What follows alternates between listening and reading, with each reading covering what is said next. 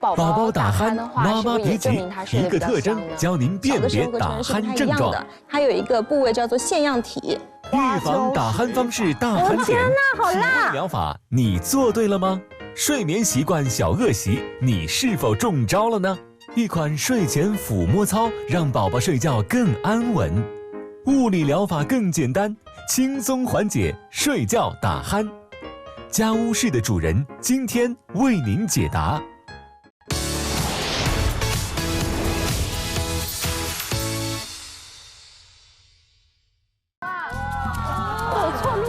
这是白了吗？一丁点热量都没有，胖了一圈。幸福生活从哪里开始？家务事的主人不见不散。关注家务事的主人微信公众号，进群互动就有机会获得专家嘉宾1对1的专属回答与惊喜福利。关注家务事的主人抖音，专家达人随时陪伴，更有惊喜福利等你拿哦。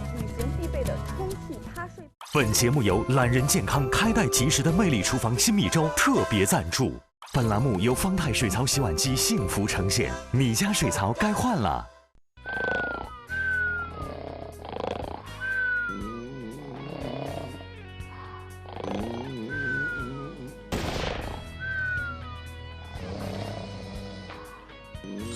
哎呀，我们来啦！什么声音啊？好怪啊！小鸟的声音我听到了，我们家鸟语花香，这千百种鸟语花香。天哪！不是，小鸟发生了什么啊？不是，就那个呼噜声音啊！不是你吧？我觉得我睡觉应该不打呼噜。小亚哥，你的男神形象真的崩塌了！天哪，刚刚不是我，刚刚不是你，是有一只小鸟飞到了我们家在歌唱。对，一定是的。对，一定是的。因为我不可能。那到底是什么声音呢？一会儿在节目当中，我们再来进行一个大调查，好不好？欢迎大家关注将四卫视首档为80、90后新一代妈妈打造的品质生活指南节目《家务事的主人》。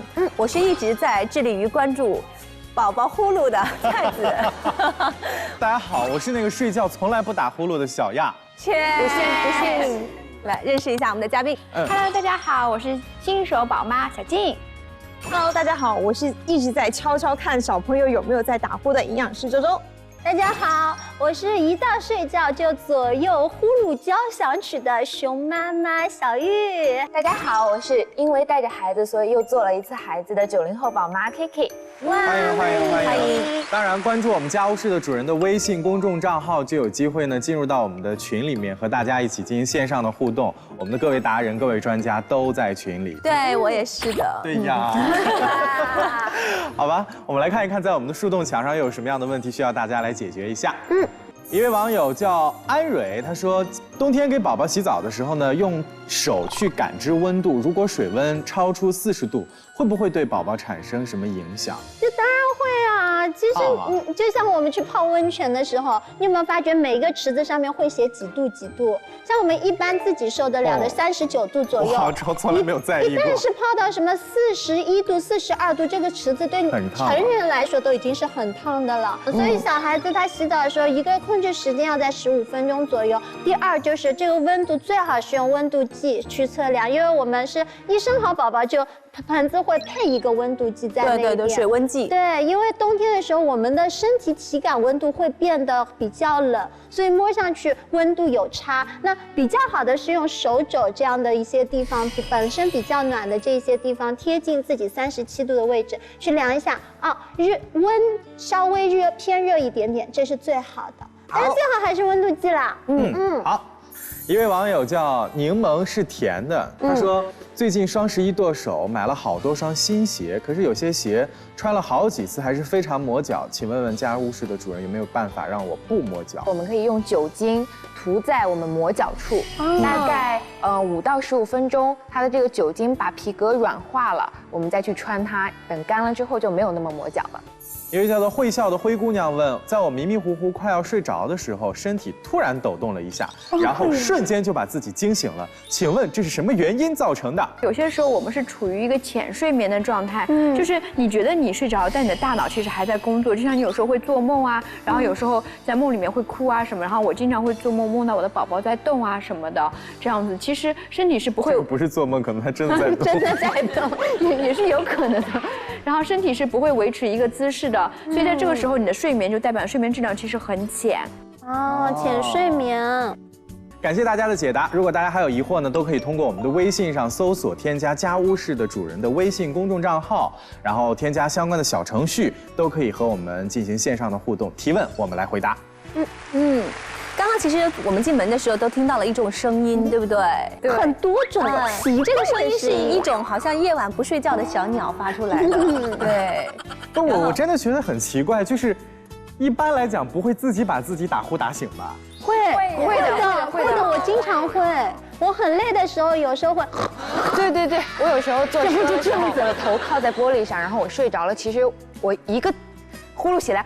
然后就把自己吓醒了，我还在想我刚才的状态是不是非常不雅，很丢人，然后就觉得周围的眼光，醒来先看一下。不仅仅是女人，就是我家孩子也会打呼，不知道你们家宝宝会不会？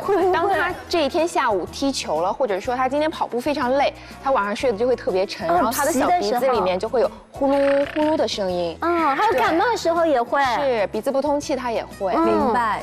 所以今天我们的主题呢，就是和打鼾有关。我们先通过我们一个短片来了解一下。日常生活中，很多人都有打呼噜的毛病，可更多的时候，大家并不会把它当回事儿。其实大家都忽略了，打呼噜早已成为现在危害健康的大敌，并且这种现象越来越年轻化，不少孩子也开始打呼噜了。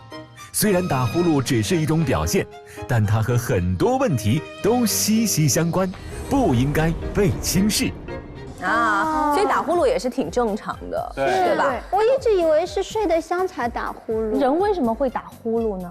其实你看我们在呼吸这个过程中，就是晚上睡觉的时候呼吸，我们的空气从鼻子进去，然后到我们的那个咽喉，然后再经过我们的呼吸道到我们的肺。但凡这个过程中有某个地方卡了一下，或者是变窄，那么我们的呼噜就出现了。可是比如说我们躺在床上，如果真的没有睡着的时候是不会打呼噜的。对，因为我们那时候的肌肉放松了。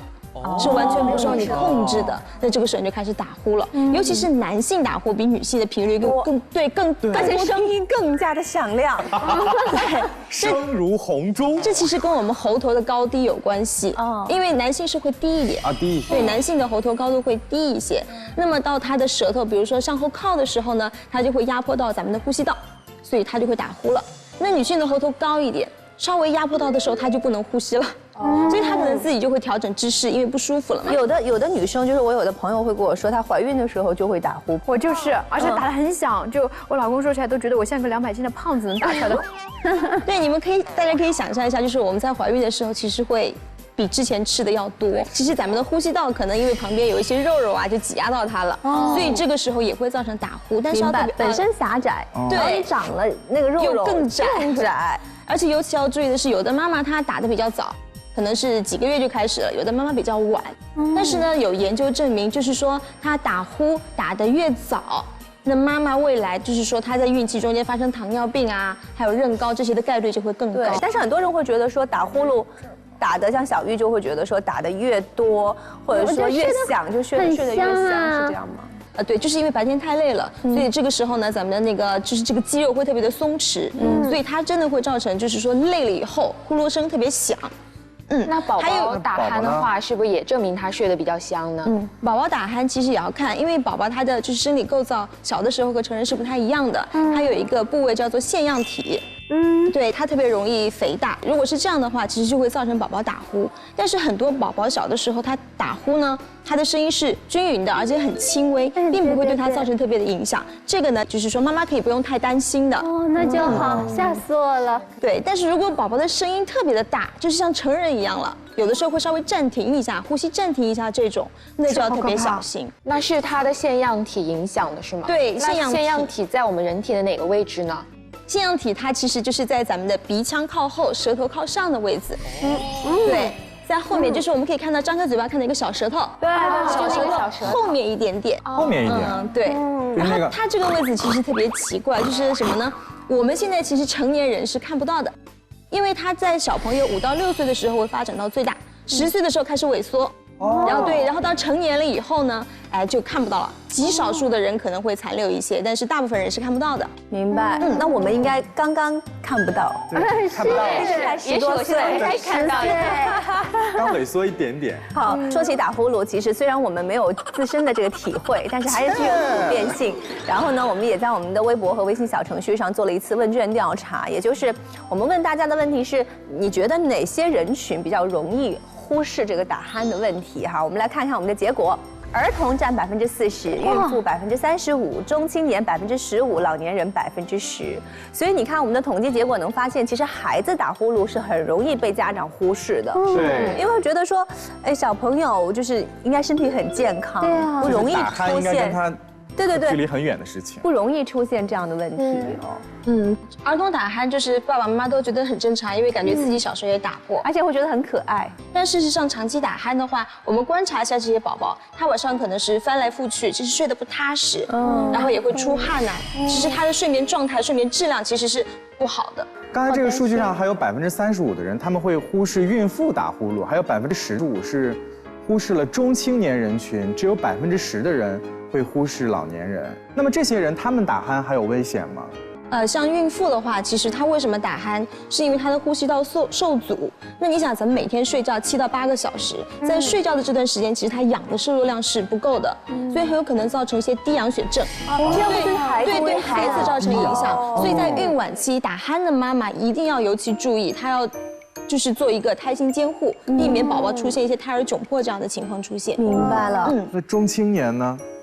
中青年的话，其实就是说打鼾这个事情，对于我们的心血管、内分泌还有神经系统，其实都是有影响的。这是身体上的。那其他其实还会对我们的生活、工作方方面面都会造成影响。我之前有一位同事，他是真的会在开会的时候打呼啊，就是因为他是一个呼吸暂停综合症，因为他体型比较胖，他可能安静了一会儿，白天的时候安静了一会儿，开会10分钟之后，你一定能听到他打呼的声音。他睡着了吗？他是睡着了。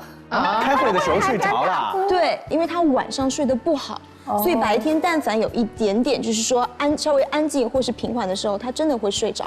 而他有一次就是发生了车祸，就是因为他高速的时候开车，开着睡着，他睡着了。哇，这是真的。疲劳驾驶。对。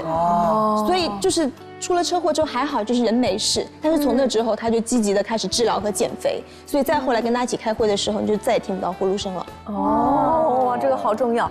那老年人呢？老年人其实很多老年人身上都有一些慢性的疾病，那这个时候休息对他很重要，对吧？充足的摄氧量其实也是很重要的，但是打鼾这件事情其实就是阻止了他们更好的休息，对，所以这是一个恶性循环。那肯定的，哇，好严重。所以你看，其实我们这种环节，我觉得还是挺有意义的，就是大家一起来提醒一下我们会可能忽略的东西，然后我们也特别感谢大家能在这个环节当中和我们互动，因为你们的每一个数据对于我们来讲都非常有借鉴意义，是吧？那也希望大家能够继续持续的和我们在网上进行互动，关注我们的公众账号，进群互动，我们就会有1对1的这种专家的专属解答的时间留给大家。其实刚刚我们说了，打呼噜其实是我们日常生活当中很常见的这种问题。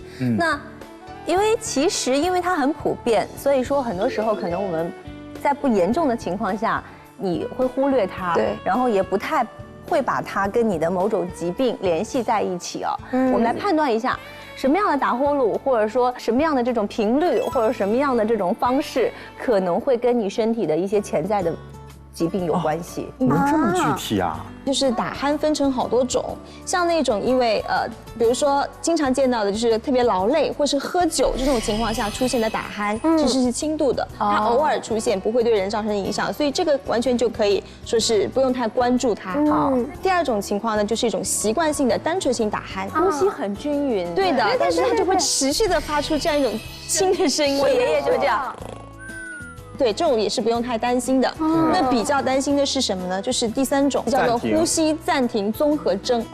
具体是怎么回事呢？跟我们说说。他就是呼吸着，那个鼾打着，他会突然间停下来，模拟就是。然后你就等它那个声音，然后它就不出来了。对，这个声音它可能会持续10到15秒，然后再持续。这么长？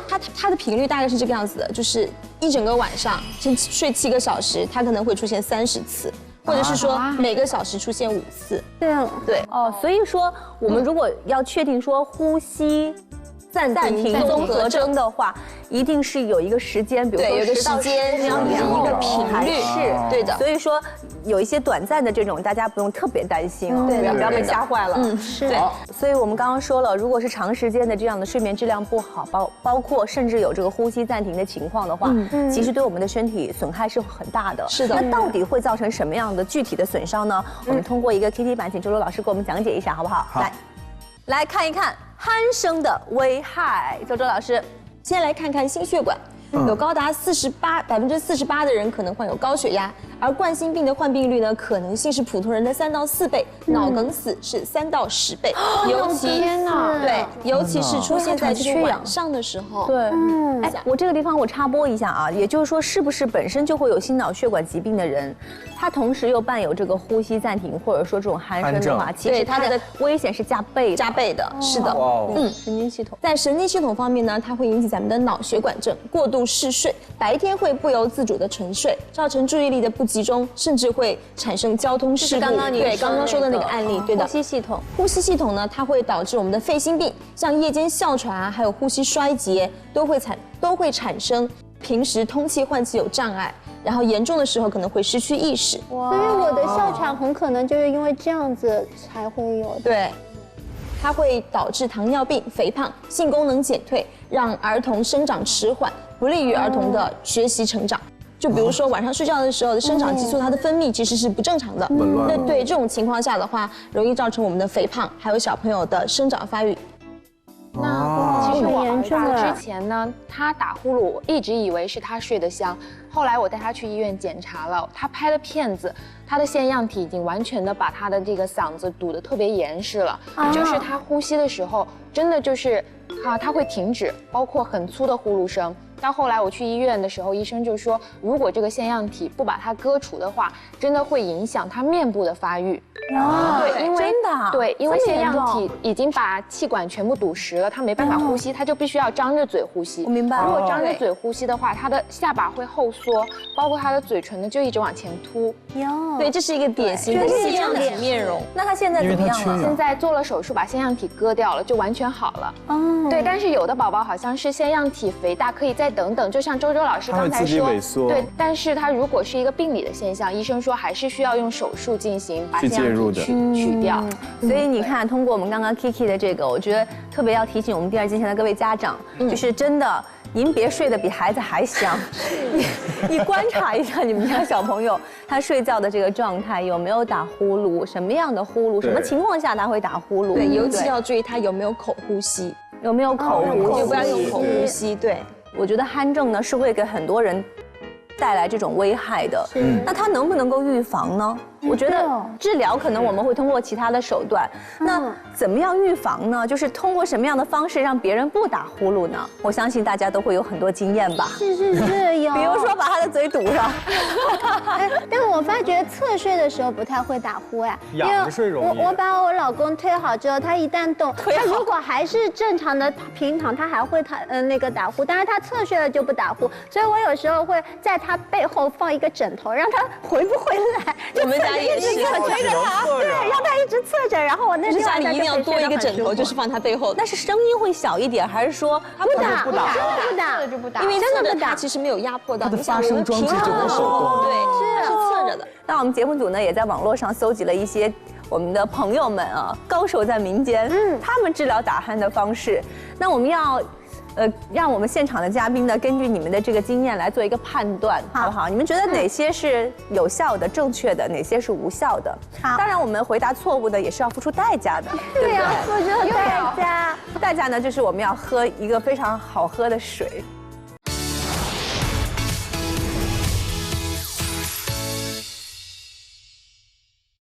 本节目由懒人健康开袋即食的魅力厨房新米粥特别赞助。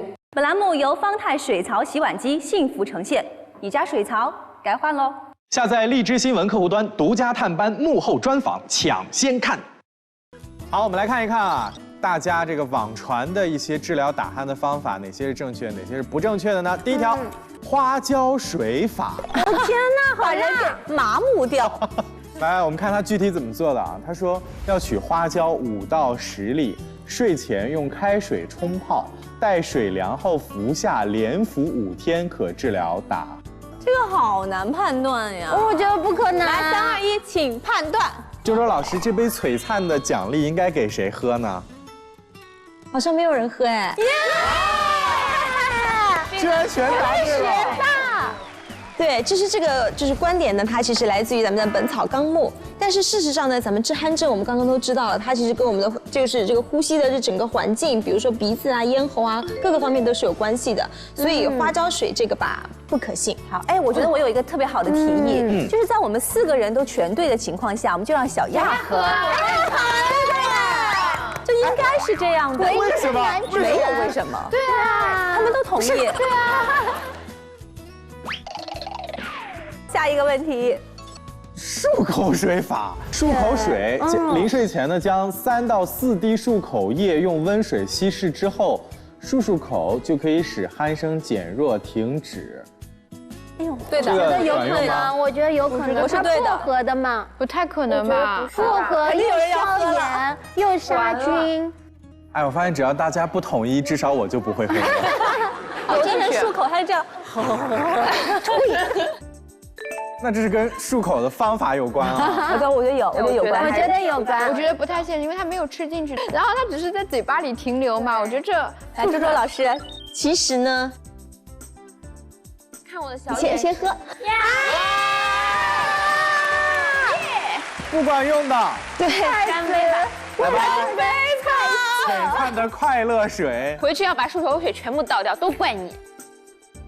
来吧，这个比漱口水好喝。还好没有让喝漱口水。怎么样？美味。为什么说它是错的呢？因为漱口水中间还有一种漱油脂，大家会觉得说它可以提高咽部黏膜的血液供应，让它变成一个属于充血的状态。那它就不像咱们的软腭啊，还有这个小舌头，它就不会因为松弛，然后呢阻碍我们的呼吸道。但事实上呢，因为怎么说呢，肌肉松弛或是紧张，主要是靠咱们的神经来调节的。哦，对，所以跟它没啥关系。对，它的作用真的很有限。作用有限。好，最后一道问题。下一个啊。玻璃球法，这个玻璃球法在睡衣后背正中缝一个小口袋，里面放一个玻璃球或者网球，就顶起来。哇，睡碎。那我硌死啊！我告诉大家，那我是不可能的，因为我是豌豆公主。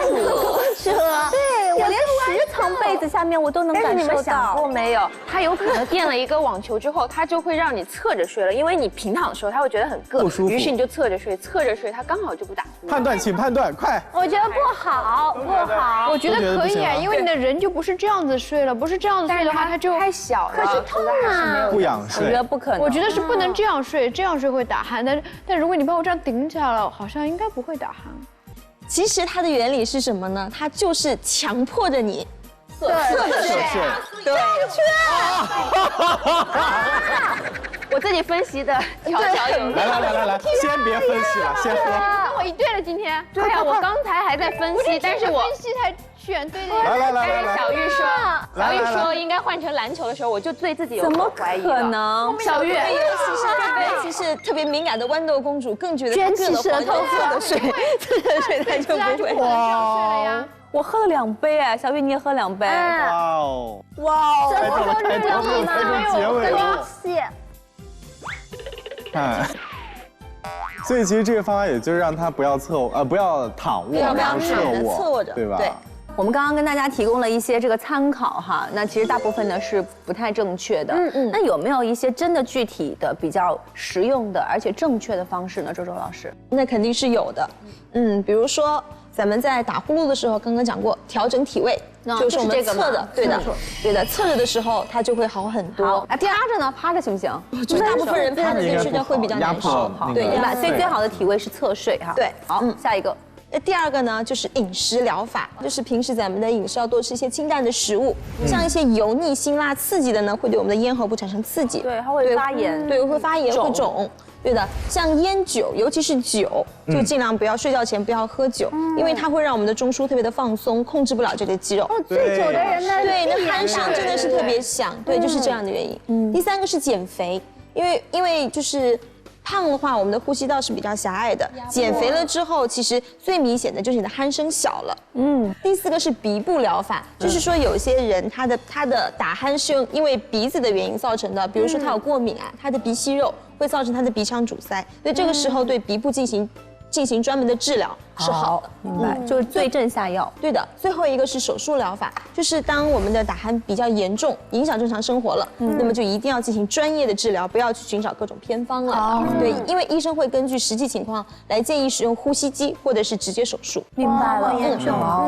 理性一点，对吧？是。其实我们刚才说了这么多关于如何预防打鼾的话题，那归根结底其实是，除了我们希望去避免一些或者预防一些基础性的病变，但是我觉得还是要跟大家强调一下我们的睡眠的重要性，对吧？尤其好的睡眠质量，你想想加上我们健康的饮食，这个其实才是保证我们健康生活的一个前提的条件。但是你看我们现在很多人在日常的生活当中，还是逐渐的养成了很多睡眠的恶习，我们的很多好睡眠也就逐渐的都被偷走了。那接下来我们就通过一个小游戏来看一看哪些是影响我们睡眠的恶习。好。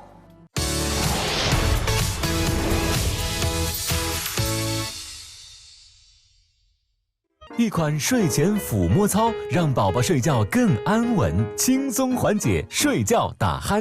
家务事的主人即刻为您揭晓答案。家务事妈咪会城市互助团招募啦！官方礼品权威认证，精彩活动，金色好物，解锁专属福利，还可以成为家务事的主人年度嘉宾，成为会长，这些福利都是你的。扫码关注，获取城市妈咪会会长修炼秘籍。我们这儿呢总结了几条睡眠的恶习，我们一条一条的公布。如果没有的话打勾，有的话就要打叉，打叉的话就会贴上一个这个。我们最后来评判一下，谁是我们今天的10大恶人。10大恶人就是睡眠恶习。李大嘴。好，首先第一条，蒙头大睡。没有，我没有，我要呼吸畅通。哇，这么健康。那为什么蒙头大睡就不好呢？因为我们人其实正常情况下是要呼吸的，你蒙了头之后，你的环境就在被子里面了，那你呼出去的二氧化碳又被吸进去，其实人会特别容易昏昏沉沉。那你第二天醒了之后，你会发现自己的状态特别差。对，是的。检讨一下，其实我会。对，下一个，来看下一条，饱餐后睡觉。我就是因为我一饱餐，我就会困，会这样。这个我不会。来吧。对，因为咱们吃完饭之后，咱们的那个血液大部分呢其实是集中到胃肠道去消化这部分食物，所以脑部它其实是属于一种相对缺血的状态，对，它就会造成人们身体的困顿。对，所以困了之后马上睡，其实无论是对咱们的胃肠道，还是对咱们的大脑，都是不太好的。所以建议大家就是再困，稍微休息休息，走动走动，然后再休息。好吧，好，下一个开机睡。那我绝对不会的。我会。开机就是开着手机或者电脑。我经常开着手机睡觉。我每天都要关机，而且把手机拿到卧室外面。我会。我会。你也给我吧，因为你是一个新闻工作者。对，我不能关机，我是24小时专业的素养。我真的是24小时不关机。对，开机睡觉，首先你会睡得很晚，因为玩着手机会睡得特别的晚，这是真的。另外一个就是它真的会影响咱们的睡眠质量。因为它的亮光其实对我们大脑褪黑素的分泌其实也是有影响的，所以呢，就是手机尽量是把它关掉，然后离自己的床头越远越好。我试着努力好难做到啊，对吧？他们没有安全感。怎么睡？相对而睡。不好，我觉得特别不好。我有因为我特别爱抱着我们家孩子睡，然后我们俩就一起相对而睡了。哎，你们互相呼吸，特别他会呼吸你的那个二氧化碳。是。但是我觉得这题真的是没有人相对而睡怎么办？好可怜，太棒了！整个房间里面只有你的二氧化碳，只有我自己。对，尤其是在冬天的时候，因为房间会密闭嘛，然后再加上如果你们2个人相对而睡，其实就是更密切了。那么这样的话，其实对于2个人来说都不好。我们下一条吧。露肩而睡。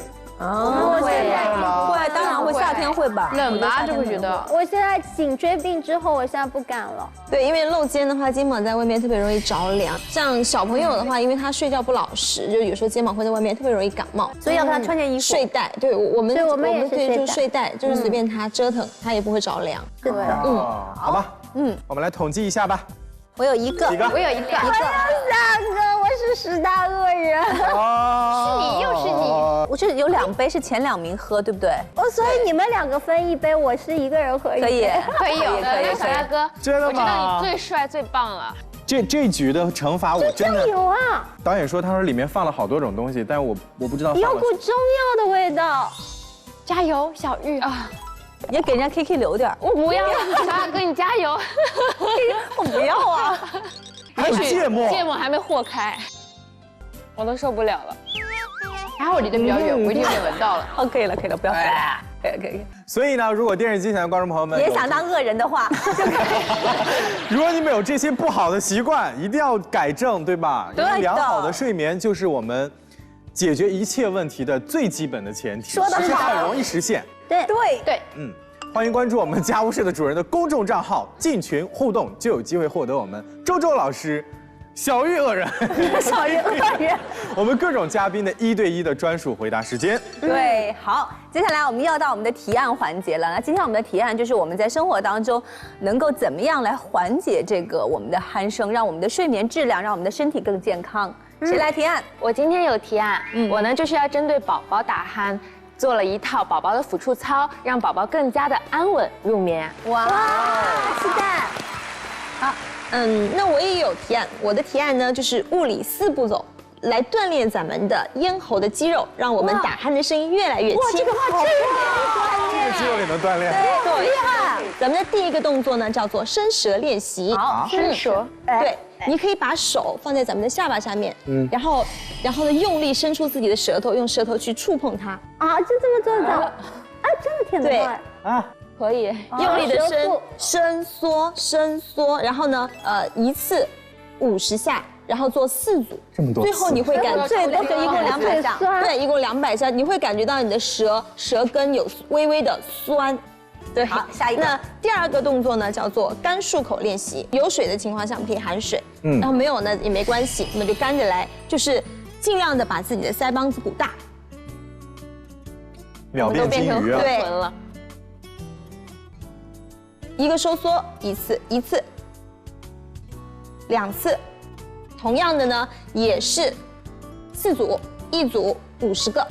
那第3个呢叫做扫牙龈，用咱们的舌头从内侧去清扫上一层，然后再清扫下一层，这样。这个就是检查，吃完饭之后检查牙缝上有没有还有没有剩菜。对，这样同样也是4组，1组50个。好，最后一个动作呢，主要是锻炼咱们的舌头的。我们可以把舌尖卷起来，用力的顶我们的上颚。我以为是卷舌头。同样的也是4组，每组50个，像这样一套做下来，这个特别好。酸。我觉得这几个方法呢，其实就是我们可以用一些碎片化的时间来练习，随时随地，对吧？随时随地其实都可以做起来。好 ，Kiki。好了，我要开始介绍婴儿抚触操了。其实这个操呢，不仅对宝宝的身体发育很好，而且呢，也是宝宝和我们妈妈之间的一个小互动，非常有爱。你看宝宝多开心，冲你笑呢。那做婴儿抚触操之前呢，我们也需要做一些准备的工作，比如说放松宝宝心情，我们就要调一些温和啊、缓和的音乐。我们妈妈呢也要检查一下手指和手上是否有佩戴一些小饰品，要及时的去掉，对，防止我们划伤宝宝柔嫩的肌肤。那么再准备1瓶婴儿的润肤油，或者是润肤露，我们就可以开始这个抚触的工作了。好。先它抚触呢一共分为6步，我们从面部和头部先开始。那么面部和头部呢，我们就要先挤一些润肤露，先柔嫩一下我们的手部肌肤，这样呢减少摩擦，让宝宝更加舒适。在手部揉搓之后呢，我们从面部开始。面部第1步呢分为上颚，上颚我们就可以从眉心中间慢慢的向外划一个弧度到太阳穴，看着就舒服。也就是给宝宝做一个面部的 SPA 了。哇，对，这个是上颚的动作。那么下颚的动作呢，就是从下巴中间画一个笑笑脸的形状的弧度，对，到耳朵的耳垂处。这个呢是面部，那第二呢就是头部了。头部我们就需要用4个手指来把这个头呢，来这样包裹一下。哦，这样绕一个大圈儿回到耳垂处，捏一下耳垂，对，捏一下耳垂，而且可以加速头部的血液循环，让宝宝处于一个非常放松、非常舒服的状态。那第3步呢，就是胸部了。我们准备好手，这样往上推，往左肩上推，右手往左肩推，左手往右肩推，要注意力度，而且需要注意是避开宝宝的乳头处，防止碰到它。这个动作就是让他的呼吸更加顺畅。好，那么第4步呢是腹部的运动。腹部我们就要做一个顺时针的旋转。那这个动作呢是有助于他的肠胃运动，让他更有助于消化。当然也要注意一下力度哦。那第5步呢就是我们的4肢了。4肢分为上肢和下肢。上肢呢我们就可以捏着宝宝的小胳膊，从上面的大臂，然后往下慢慢的捏。它可以放松他的肌肉，而且还可以锻炼他的就是手臂的灵活反应。那下一步呢就是他的下肢了，和上肢一样的道理，从这个大腿慢慢的往下捏。在注意不要伤害脚腕的同时，我们可以在脚心这样按一下，慢慢的再往脚趾上面推。对，这个动作呢可以增加腿和脚的灵活性，还可以活跃4肢的血液循环。好了，最后一步呢就是背部，我们把宝宝翻过来。那当他翻过来的时候，我们就要这样慢慢的从上部往下的臀部这样一起按摩滑动，很舒服，非常舒服，让他更加的放松，然后入睡的时候呢就会更加的轻松。我其实说实话，我听你说这个这么温柔，然后我感受到那个舒适，我就快睡着了。现在去那些游泳的地方都会有这个辅助，而且想要放着音乐觉得真的太美好了。对，谢谢 Kiki。接下来又是我们的思想环节了，我们要来看看今天小玉会给我们带来什么样的分享呢？今天小玉带来的思想呢，就是让懒人、懒癌症患者在家做家务都轻轻松松，而且不影响全家人的睡眠的懒人拖地鞋套。哇，看到没有？这2个竟然是鞋套，小玉已经穿在脚上了。因为像现在每个人大家都是工作非常的繁重，你说每天早上要起来拖地板，用上那半小时的时间拖到每一个房间的角落，真的很难。但是这时候，如果你是穿上鞋套，甚至现在还有这样的一个拖地拖鞋大家回到家时时刻刻我都在拖地板，甚至呢，我们还可以买就是学龄儿童的，和我们学龄年纪的宝宝一起，有一个亲子感的，在家一起做家务。甚至我在看电视的时候，坐在沙发上做一个腿部运动操，都在清洁我的家每一个角落，是不是真的很方便？很方便，很方便呢？